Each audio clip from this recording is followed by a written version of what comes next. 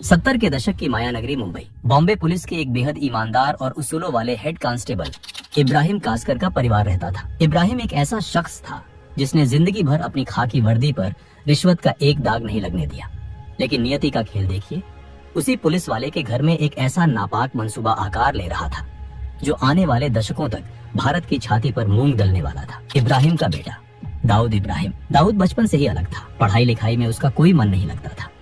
उसकी आंखें हमेशा अपने इलाके के उन भाई लोगों को घूरती थी जो महंगी घड़ियां पहनते थे, जिनके पास इंपोर्टेड गाड़ियां थीं और जिनके एक इशारे पर पूरा बाजार बंद हो जाता था। दाऊद की आंखों में मुंबई की अंडरवर्ल्ड का बेताज बादशाह बनने की भूख थी। शुरुआत हुई डोंगरी की सड़कों पर छोटी मोटी चोरियों, राहगीरों को लूटने और दुकानदारों से हफ्ता वसूली करने से। उस वक्त मुंबई पर राज था बड़े खिलाड़ियों का, हाजी मस्तान, यूसुफ पटेल और करीम लाला। स्मगलिंग की दुनिया पर करीम लाला का राज था। 20 साल के उस नौजवान दाऊद ने करीम लाला का गैंग ज्वाइन कर लिया। दाऊद का काम था स्मगल किए गए सोने, घड़ियों और हथियारों की कंसाइनमेंट को पुलिस की नजरों और बाकी दुश्मन गैंग से बचाकर सुरक्षित ठिकाने तक पहुंचाना। लेकिन दाऊद कोई आम गुर्गा नहीं था। वो सांप की तरह कुंडली मारकर बैठा था, बस सही वक्त का इंतजार कर रहा था। गैंग में करीम लाला के 2 सगे भांजे भी थे, आलमजेब और अमीरजादा। इन दोनों को दाऊद की बढ़ती हुई अहमियत और उसकी चालबाजी एक आंख नहीं भाती थी। एक रात एक कस्टम ऑफिसर ने करीम लाला के सोने की एक बहुत बड़ी कंसाइनमेंट पकड़ ली।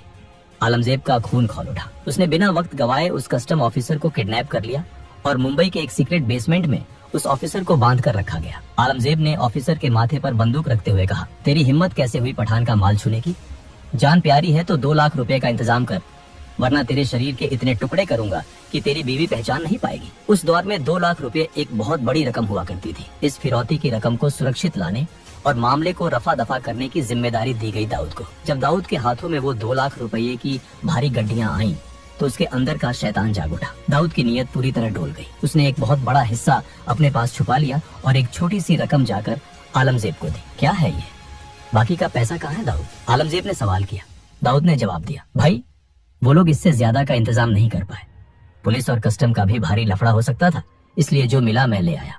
हालांकि जब पठान भाइयों ने अपने सीक्रेट सोर्सेज और खबरी नेटवर्क से पता किया तो उन्हें पता चला कि पैसा पूरा दिया गया था। दाऊद की इस गद्दारी ने करीम लाला के दरबार में भूचाल ला दिया। दाऊद को बीच महफिल में दर्जनों गैंगस्टर्स के सामने घसीट कर लाया गया। उसे पीटा गया। लातों, घूसों और डंडों से उसकी ऐसी हालत कर दी गई कि वो अपने पैरों पर खड़ा नहीं हो पा रहा था। उसे गैंग से धक्के मारकर बाहर निकाल फेंका गया।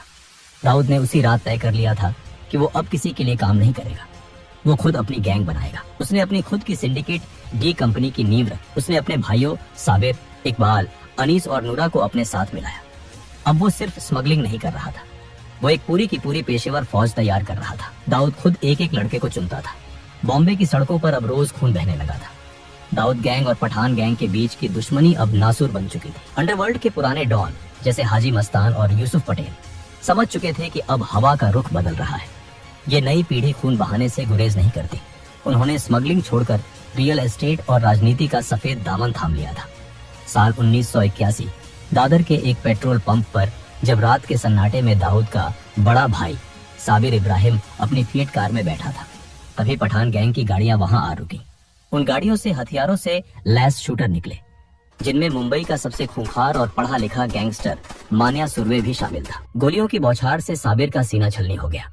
कार के शीशे चकनाचूर हो गए और साबिर की लाश खून के तालाब में डूब गई। उसी रात दाऊद पर भी उसके घर के पास एक जानलेवा हमला हुआ, लेकिन किस्मत ने उसे बाल बाल बचा लिया। जब दाऊद अस्पताल पहुंचा और उसने अपने बड़े भाई साबिर की खून से लथपथ ठंडी लाश देखी, तो उसके अंदर का बचा खुचा इंसान हमेशा के लिए मर गया। आज के बाद मुंबई की सड़कों पर पठान गैंग का एक भी आदमी जिंदा सांस नहीं लेगा। उन्हें उनके घरों में घुसकर मारूंगा, ये मेरा वादा है साबिर भाई। दाऊद ने कसम खाई। आलमजेब समझ गया था कि दाऊद अब एक पागल हाथी की तरह हो चुका है, जिसे रोकना नामुमकिन है। अपनी जान बचाने के लिए आलमजेब ने रातों रात मुंबई छोड़ दी और गुजरात को अपना नया बेस बना लिया।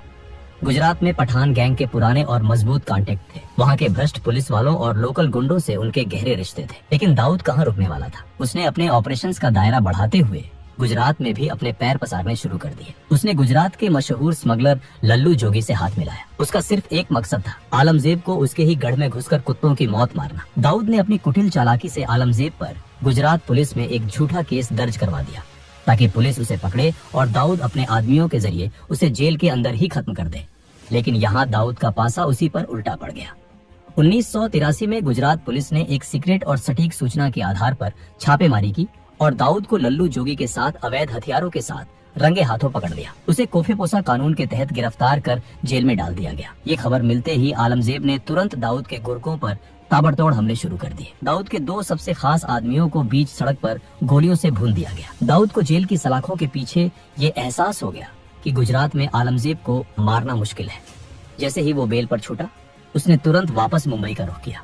अब दाऊद एक मौके की तलाश में था और वो मौका उसे मिला 6 सितंबर 1983 को। आलमजेब का भाई अमीरजादा को एक पुराने आपराधिक केस के सिलसिले में मुंबई के सेशन कोर्ट में पेश होना था। दाऊद जानता था कि ये काम कोई आम जाना पहचाना शूटर नहीं कर सकता, क्योंकि पुलिस हर चेहरे को जानती थी। इसके लिए उसने अंडरवर्ल्ड के उभरते सितारे बड़ा राजन की मदद ली। राजन ने एक दुबले पतले बेहद कम उम्र के लड़के डेविड परदेसी को चुना। डेविड दिखने में किसी कॉलेज जाने वाले सीधे साधे लड़के जैसा था। कोर्ट रूम खचाखच भरा हुआ था। भारी पुलिस बंदोबस्त था। जज अपनी कुर्सी पर बैठे थे और अमीरजादा कटघरे में खड़ा था। तभी भीड़ के बीच से डेविड परदेसी धीरे धीरे बिना किसी घबराहट के कटघरे के करीब पहुंचा। उसकी उम्र और मासूम चेहरे को देखकर किसी भी पुलिस वाले ने उसे रोकने या चेक करने की कोशिश नहीं की। अमीरजादा, दाऊद भाई ने अपना आखिरी सलाम भेजा है। डेविड ने अपनी पैंट के अंदर से रिवॉल्वर निकाली और पलक झपकते ही जज के सामने भरे कोर्ट रूम में अमीरजादा के सीने में दनादन गोलियां उतार दी। कोर्ट रूम में चीख पुकार और भगदड़ मच गई। अमीरजादा वहीं ढेर हो गया। पुलिस ने तुरंत झपटकर डेविड को पकड़ लिया, लेकिन दाऊद जो संदेश देना चाहता था वो पूरे भारत के अंडरवर्ल्ड और पुलिस महकमे तक पहुंच चुका था।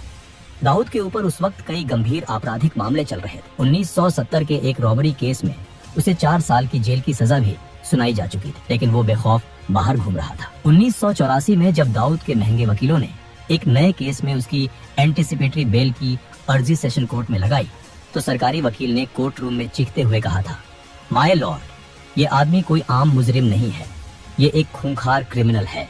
ये बेल पर बाहर है और बेल पर रहते हुए इसने खुलेआम 5 नए संगीन जुर्म किए हैं। इसकी जगह सिर्फ और सिर्फ कालकोठरी है। इसे किसी भी कीमत पर जमानत नहीं मिलनी चाहिए। लेकिन हमारे सिस्टम की दीमक इस कदर फैल चुकी थी और उस दौर में जेल नहीं बेल की नीति का ऐसा दुरुपयोग हो रहा था कि दाऊद को फिर से जमानत मिल गई। दाऊद अब पूरी तरह समझ चुका था कि इस सिस्टम को, इसके पुलिस वालों को और इसके वकीलों को कैसे खरीदा जा सकता है। उसने बड़े बिल्डरों, बिजनेसमैन और फिल्म प्रोड्यूसर्स को किडनैप कर भारी मात्रा में एक्सटॉर्शन शुरू कर दी।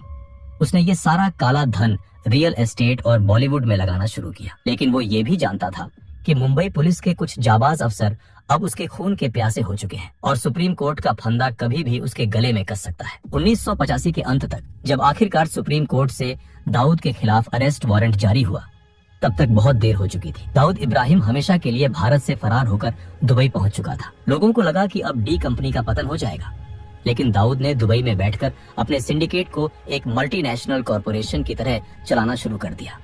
बड़े बड़े पॉलिटिशियन, बिजनेसमैन और बॉलीवुड के नामी सितारे जब भी दुबई जाते तो दाऊद के दरबार में हाजिरी लगाना नहीं भूलते थे। उसी दौरान फिल्म मैगजीन्स में ये अफवाहें भी उड़ने लगी कि दाऊद का बॉलीवुड की एक बहुत मशहूर और खूबसूरत एक्ट्रेस के साथ अफेयर है और उनकी एक बेटी भी है। दुबई में बैठकर भी मुंबई पर दाऊद की पकड़ जरा भी ढीली नहीं हुई। उसने भारत के हर बड़े स्टेट में अपने एजेंट्स, हिटमैन और शार्प शूटरों का एक बड़ा नेटवर्क खड़ा कर लिया था। रमेश शर्मा जैसे पॉलिटिशियन से लेकर अहमदाबाद के खूंखार गैंगस्टर अब्दुल लतीफ और यूपी के किडनैपिंग किंग बबलू श्रीवास्तव जैसे लोग अब दाऊद के इशारों पर नाचते थे।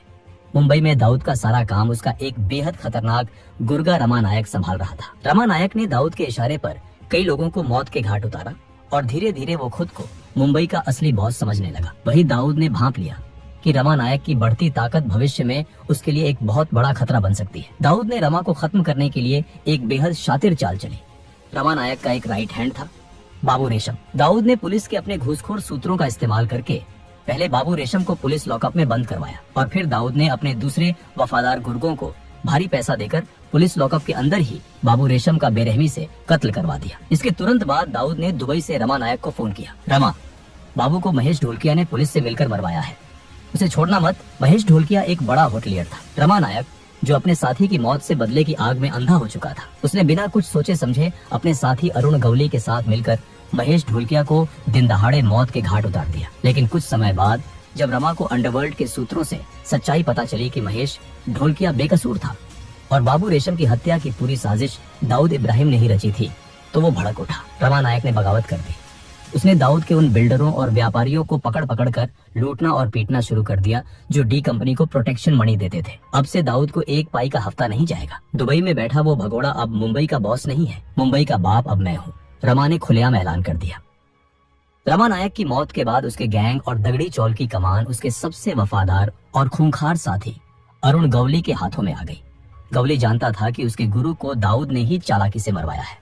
अब मुंबई की सड़कों पर डी कंपनी और गवली गैंग के बीच एक ऐसा खूनी खेल शुरू हुआ जिसने पूरे शहर को दहला कर रख दिया। गवली ने सबसे पहले दाऊद के मुंबई के ऑपरेशन संभालने वाले मैनेजर सतीश राजन को मरवा दिया। ये दाऊद के लिए एक बहुत बड़ा झटका था। बौखलाए हुए दाऊद ने गवली के खास आदमी अशोक जोशी और उसके पूरे गैंग को एक साथ खत्म करवा दिया। अरुण गवली ने अब दगड़ी चौल को एक किले में तब्दील कर दिया और अपनी फौज खड़ी करनी शुरू कर दी। उसने बेरोजगार और भटके हुए युवाओं को भारी पैसा देकर अपने गैंग में शामिल किया। उसने दगड़ी चौल के अंदर ही साउंड प्रूफ शूटिंग रेंज बनवाई जहां इन लड़कों को AK-47 स्टीन गन और आधुनिक हथियारों को चलाने की कड़ी मिलिट्री जैसी ट्रेनिंग दी जाने लगी। गवली ने दाऊद के मैनेजर महेश चौड़िया को किडनैप किया और उसे बेरहमी से मार डाला। दाऊद ने पलटवार करते हुए गवली के सगे भाई किशोर गवली की हत्या अपने हिटमैन महेश कुलकर्णी से करवा दी। 1992 में अरुण गवली के खतरनाक शूटर शैलेश हल्दनकर ने दाऊद के जीजा इस्माइल पारकर का कत्ल कर दिया। दाऊद के लिए ये उसके घर, उसके परिवार पर सीधा हमला था। उसकी बहन विधवा हो गई थी।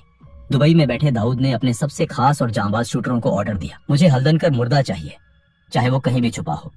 शैलेश हल्दनकर उस वक्त एक पुराने हमले में घायल होने के कारण मुंबई के JJ हॉस्पिटल में भारी पुलिस सुरक्षा के बीच भर्ती था। दाऊद के शूटर, जिनमें सुभाष सिंह ठाकुर और सुनील सावंत शामिल थे, AK-47 लेकर सीधे अस्पताल में घुसे। उन्होंने वार्ड में घुसते ही अंधाधुंध गोलियां बरसानी शुरू कर दी। 400 से ज्यादा गोलियां चली। मरीज और डॉक्टर जान बचाने के लिए पलंगों के नीचे छुप गए थे। हल्दनकर को वहीं बिस्तर पर छलनी कर दिया गया और 2 हवलदार भी शहीद हुए। अरुण गवली भी पीछे हटने वाला नहीं था। उसने दाऊद के करीबी राजनीतिक मददगार मौलाना बुखारी की हत्या करवा दी, जो दाऊद के लड़कों को पुलिस से बचाता था। दोनों तरफ से रोज लाशें गिर रही थी। खुफिया एजेंसियां हैरान थीं कि कैसे एक अनपढ़ आदमी जो अंग्रेजी का एक वाक्य ठीक से नहीं बोल सकता, दुबई में बैठकर 5000 से ज्यादा गैंगस्टरों की एक फौज को एक मल्टीनेशनल कंपनी के CEO की तरह चला रहा है। दाऊद अपने दुश्मनों और गद्दारों के लिए एक क्रूर तानाशाह था, जो छोटी सी गलती पर भी मौत की सजा देता था। लेकिन अपने वफादार गुर्गों के लिए वो एक दरिया दिल मसीहा था। अगर किसी गुर्गे को गोली लगती या वो जेल जाता तो दाऊद पानी की तरह पैसा बहाता। वो उनके परिवारों का पूरा खर्च उठाता, उनकी बीमारियों का इलाज करवाता। 1992 के बाबरी मस्जिद डेमोलिशन के बाद भारत के हालात बदल गए। पूरे देश में दंगे भड़क उठे और यहीं पर एंट्री हुई पाकिस्तान की खुफिया एजेंसी ISI की। ISI ने दाऊद इब्राहिम में एक अचूक हथियार देखा। ISI के टॉप कमांडरों ने दुबई में दाऊद से कांटेक्ट किया। उन्होंने दाऊद को उसकी सुरक्षा, उसके काले व्यापार को पूरी दुनिया में बेरोक टोक चलाने और उसे हमेशा के लिए महफूज रखने का लालच दिया। इसके बदले में उन्हें सिर्फ एक चीज चाहिए थी, दाऊद का विशाल तस्करी नेटवर्क, जिसका इस्तेमाल करके वो भारत में मौत का सामान भेज सके। दाऊद, जिसके अंदर का मुसलमान बाबरी मस्जिद की घटना से भड़का हुआ था और जिसके अंदर का व्यापारी नया मुनाफा देख रहा था, उसने अपनी देश का सौदा कर लिया। दाऊद ने गुजरात और महाराष्ट्र के समुद्री तटों के जरिए हथियारों और RDX की भारी कंसाइनमेंट भारत में उतारनी शुरू की। उसने अपने सबसे खूंखार और भरोसेमंद गुर्गे टाइगर मेमन को इस नापाक काम की जिम्मेदारी सौंपी। 12 मार्च 1993, मुंबई, वो काला दिन जब एक के बाद एक 12 सिलसिलेवार बम धमाकों ने पूरे शहर को खंडहर और श्मशान में तब्दील कर दिया। बॉम्बे स्टॉक एक्सचेंज की गगनचुंबी इमारत से लेकर एयर इंडिया बिल्डिंग, सेंचुरी बाजार और जावेरी बाजार तक हर जगह सिर्फ खून, चीखें, कटे हुए अंग और काला धुआं था। 250 से ज्यादा बेगुनाह लोग मारे गए और हजारों जिंदगी भर के लिए अपाहिज हो गए। वो दाऊद इब्राहिम, जो कल तक सिर्फ एक स्मगलर था, अब भारत का सबसे बड़ा और सबसे वांटेड आतंकवादी बन चुका था। इन धमाकों के बाद डी कंपनी के अंदर भी दरार आ गई। छोटा राजन जैसे हिंदू गैंगस्टरों ने दाऊद का साथ छोड़ दिया और खुद को देशभक्त डॉन घोषित करते हुए दाऊद के खिलाफ जंग छेड़ दी। डी कंपनी अब पूरी तरह से एक आतंकी सिंडिकेट बन चुका था। 1995 तक आते आते दाऊद का सालाना टर्नओवर 2000 करोड़ रुपए का आंका गया था, जो आज के समय के हिसाब से 6000 करोड़ से भी कहीं ज्यादा है। Shipping, food processing, garment export, Bollywood financing, real estate से लेकर ड्रग्स और हथियारों की ग्लोबल तस्करी तक दाऊद का ये खूनी साम्राज्य लंदन, स्विट्जरलैंड, दुबई, लागोस और कराची तक फैल चुका है। आज दाऊद इब्राहिम पाकिस्तान की सेना और ISI की कड़ी सुरक्षा में कराची के पॉश क्लिफ्टन इलाके में एक कायर की तरह छिपा बैठा है। उसे पाकिस्तानी मिलिट्री की बैकिंग हासिल है और वो बदले में उनकी डर्टी ऑपरेशंस की फंडिंग करता है। दोस्तों, ये थी दाऊद इब्राहिम की कहानी। अगर आपको ये वीडियो पसंद आई हो तो इस वीडियो को लाइक जरूर करें और ऐसे ही वीडियोस के लिए चैनल को सब्सक्राइब करना ना भूलें। मिलते हैं अगले वीडियो में, तब तक के लिए जय हिंद, जय भारत।